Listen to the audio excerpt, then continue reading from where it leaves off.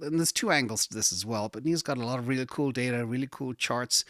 This is Tesla versus the Dow. This is the percent of neutrals in green, negative to positive ratio in purple.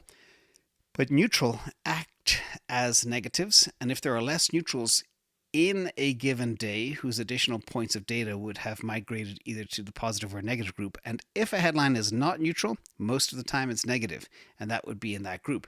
So you're dead right there. Let's break down what this can mean. The impact of neutral headlines is super fascinating. Now, as I started off, many points of sentiment out there, they can sometimes try and forecast performance or results or earnings.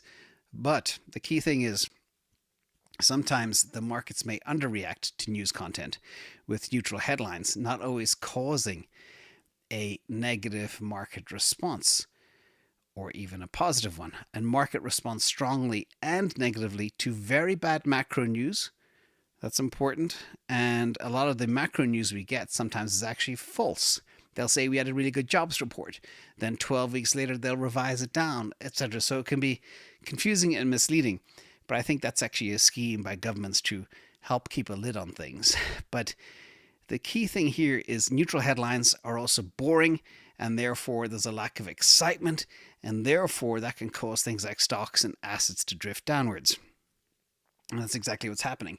You can take this to crypto as well.